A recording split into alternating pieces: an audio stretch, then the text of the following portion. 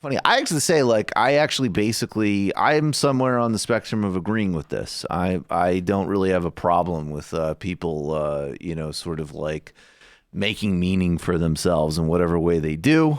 I think the atheism thing is great of the old school. The Sam Harris new atheist version is lame, and I'm not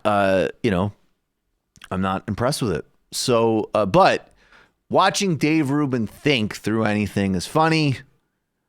I have to say, for someone like me who will laugh at pretty much anything, I only say semi-ironically the word ableist does come to mind. But this is hilarious. Dave Rubin has new thoughts on religion and making meaning, and he's going full trad. Whatever. It's just funny. So I grew up in a conservative Jewish household in New York. We kept kosher. We did Shabbat on Friday nights, all the big holidays. But there was a strong secular belief within that. And as I was telling you sort of backstage, there's an interesting piece related to Judaism that I think is a little different than other religions in that the ethnic tie to it, at least in a modern way, is for most Jews more important than the religious nature of it specifically. Let's say belief specifically, because John, as we were talking about, there are many Jews, especially in. You know what really does make it funny is that the guy has clearly never had a thought in his life, right? Like he's clearly like he's not a smart person, in my opinion. No, he doesn't have thoughts. He has ideas. He has ideas. And in the opinion of many people who've known Dave is not like the most, he's not the sharpest tool in the shed. But he's got like his kind of off-brand, like he knows how to look at a picture of what a thinker is supposed to look like. So he's doing like the hand movements, and he's got the legs crossed. He's like a dumb guy's idea of a smart guy. He's the dumb guy's. No. They got the leather he's the chairs dumb up. guy's idea of how to impersonate a smart guy with a TED Talk mic. And you're still actually watching him do this. It's like somebody going out in like, in a LeBron jersey and just it's a simulation. It's a very funny simulation. Specifically, let's say belief specifically, because John, as we were talking about, there are many Jews, especially in sciences and in mathematics, that aren't believers per se, but have a real cultural affinity. And I would say that's sort of where I'm at. Or at least where I've been over the last couple of years. So he's just to be clear, he was with all those secular Jewish sort of scientists and mathematicians. And then I signed with Glenn Those guys Beck. are idiots. Yeah. And then Sam Harris, even he began to be embarrassed to be associated with me. I'm like, I don't know if Spinoza really has enough figured out. Let me go on tour with Jordan Peterson.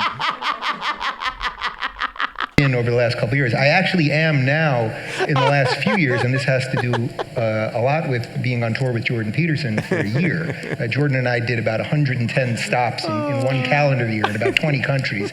It was pretty amazing. And when you spend that kind of time listening to a true innovative thinker, I mean, truly the guy that I think is the world's most important public philosopher, let's say, talking about his biblical lectures and talking about his perspective on life, and that there has to be a bedrock of something that is real and true outside of us. And then how he relates that through the biblical stories.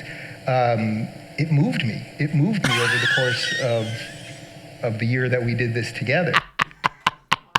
What's so great is that it's like, it is some version of, if it's effective, run with it, which I tend to agree with. But this is not like the idea that is some like world shaking foundational rethinking. And then it's like, you just like Jordan Peterson's up there working himself into a tizzy talking about Job, and Dave's there just like, whoa. Oh no, look, Cutie Pie did a Hitler mustache. That's funny. I'm not, the most important philosopher like Jordan Peterson, but the whole bit about there must be something beyond us, he's wrong about that. And in a specific sense, meaning is socially produced. It's not produced by God or any sort of transcendent force, which is what this is searching for. What's funny is that Peterson at times sort of acknowledges that in a way. If I'm reading, so it's almost like, no, there is like a conservative postmodern it's almost like we need to have that. So let's make it up. Well, that's, I mean, that's where you get into certain types of mythologizing and fascism. I would say without a doubt. Yeah. But I just think it's interesting because but I like, because it's Dave. It seems like Dave's just saying like, I mean, it has to be there. And also sometimes Jordan Peterson totally is on that. Like, I don't know, if you look at the double helix and the pyramids, there's obviously something else going on. Well, I think we all know why Jordan Peterson keeps him around, especially after he got so savagely owned by our beautiful boy Slovoy recently. Like, he got someone gently owned. He needs somebody who is impressed by the size of his brain, and that's Dave Rubin. Also, I'm calling it maybe 6 months until Dave becomes a full Jew for Jesus. Oh yeah, totally. I think you're 100% right, and I think you're on the timeline. And also, what is this on Christian something or other? Premier Christian radio. Imagine like Hitler talking about crypto, their sort of like mythologies they did. Like there must be something. I can't do it. Why can't I do it? There has to be something that is outside. That is real and outside of us. Well, he does have a certain low cunning. His career pivot is going in a direction. Yeah, but it's a direction that we sort of forced it. I think we helped. I think he would prefer to be being like, hey, these interesting ideas. And actually, Majority Report helped me on my spiritual journey. Majority Report helped me realize that I was a closet Christian theocrat. If they didn't pigeonhole me as a crypto right winger, I would have never went on tour with Jordan Peterson for half a year and changed my entire belief system. Yeah. You're welcome. Could you imagine that? I've been really critically rethinking Spinoza. I used to be there, but then I went and talked. To be there. And I read Maps of Meaning. I'm like, Spinoza, your universe is empty. By the way, Maps of Meaning sucks. I had to read. Yeesh. I thought that was going to be better, man. The part where he has a sex dream about his grandmother sounds pretty lit. No, it was about his niece, I believe, and it was. No, what's funny about it is that it's basically like. Well, I don't even want to get into it. I'm burned out. All right. So in Brazil, Reddit thinks it's his grandma, but we'll leave it there. Oh, maybe.